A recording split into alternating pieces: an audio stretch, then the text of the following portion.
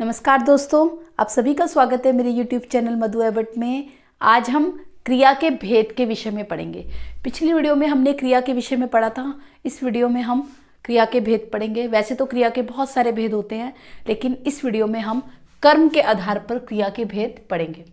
तो देखते हैं, कर्म के आधार पर क्रिया के दो भेद होते हैं, सकर्मक क्रिया और अकर्मक क्रिया।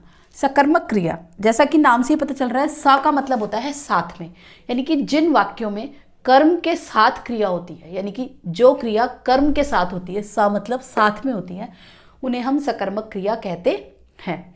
तो देखते हैं, उदाहरण के तौर पर देखते हैं कैसे। जैसे बच्चा चादर बिछा रहा है। सकर्मक क्रिया बताने से पहले एक बात बताना चाहूँगी कि हिंदी वाक्य में तीन चीज़ें होती हैं। एक, जो कार्य को करता है वो वाक्य का कर्ता कहलाता है, और जो कार्य वाक्य में हो रहा है वो क्रिया कहलाती है, और जिसके द्वारा कार्य होता है वो कर्म है। तो वाक्य में तीन चीज़ें होती हैं हिंदी वाक्य में, कर्ता, कर्म और क्रिया। तो सकर्मक क्रिया में क्या होता है कि सकर्मक क्रिया में जो है वाक्य में कर्म होता है, मौजूद होता है। जिन वाक्यों में कर्म होता है उसे हम सकर्मक क्रिया कहते हैं। इसके अलावा इसकी एक और परिभाषा हम बोल सकते हैं कि जिन क्रियाओं का फल कर्ता पर ना पड़कर कर्म पर पड़ता है वहां सकर्मक क्रिया होती है। फल कैसे पड़ता है? जैसे क्या बिछा रहा है, ये नहीं पूछ रहे कि हम क्रिया पढ़ने के बाद ये नहीं पूछेंगे कि कौन बिछा रहा है। बिछा रहा है क्या? चादर। तो फल किस पर पड़ रहा है? चादर पर पड़ रहा है, यानी कि कर्म पर पड़ रहा है। तो जिन क्रियाओं का फल कर्म पर पड़ता है या जिन वाक्यों में कर्म होता है उन्हें सकर्मक क्रिया कहते हैं। कभी कभी ऐसा होता है कि जब हम सकर्मक क्रिया के वाक्य पढ़ रहे होते हैं तो हमें समझ नहीं आता कि ये सकर्मक क्रिया है कि नहीं, हमें उसमें कर्म समझ नहीं आता। उसका बहुत आसान तरीका है, जैसे अपने आप से हम वाक्य पढ़ने के बाद प्रश्न करेंगे, क्या, किसे और किसको।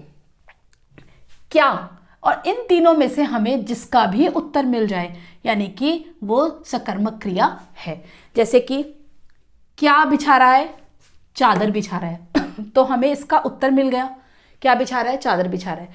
इन तीनों में से किसी एक का भी वाक्य पढ़ने के बाद उत्तर मिल जाए तो इसका मतलब वो सकर्मक क्रिया है।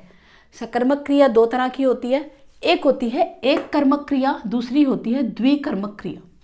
जैसा कि नाम से पता चल रहा है, जिन क्रियाओं में, सिंपल सी भाषा में आप बता देंगे कि जिन क्रियाओं में एक कर्म होता है वो एक कर्मक क्रिया होती है, जिन क्रियाओं में दो कर्म होते हैं उन्हें द्विकर्मक क्रिया कहते हैं। देखते हैं कैसे।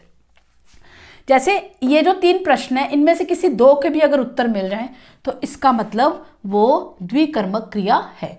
और ये जो हमने ऊपर पढ़ा है इसमें एक ही कर्म है, इसलिए इसको एक कर्मक क्रिया बोलेंगे।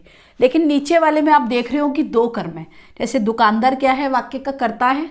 ग्राहक को किसे बेच रहा है या किसको बेच रहा है? ग्राहक को बेच रहा है। क्या बेच रहा है? सामान बेच रहा है। तो दुकानदार ग्राहक को सामान बेच रहा है। तो इसमें क्या है? कर्ता है, क्रिया है और कर्म दो है, तो इसीलिए इसको द्विकर्मक क्रिया बोलेंगे। आशा करती हूँ आपको सकर्मक क्रिया अच्छे से समझ में आई होगी। अगर किसी को कोई भी डाउट है या कोई भी आपको लगता है कुछ समझ नहीं आया तो नीचे कमेंट बॉक्स में आप कमेंट करके बता सकते हैं, पूछ सकते हैं। इसके अलावा जो है अगला है, दूसरा है अकर्मक क्रिया। कर्म के आधार पर क्रिया का दूसरा भेद है अकर्मक। अ का मतलब है बिना, यानी कि अगर हम सिर्फ इसके नाम से देखें तो हमें पता चल रहा है अ का मतलब है बिना, यानी कि कर्म के बिना। जो क्रियाएं, जो वाक्य में जो क्रियाएं कर्म के बिना होती हैं उन्हें अकर्मक क्रिया कहते हैं। जैसे बारिश हो रही है, वह खेल रही है। बारिश हो रही है, बारिश क्या है? कर्ता, मतलब हो रही है उसे, वह खेल रही है। क्या? वह कौन है? कर्ता। खेल रही क्या है? क्रिया। इसमें तो कर्म है ही नहीं।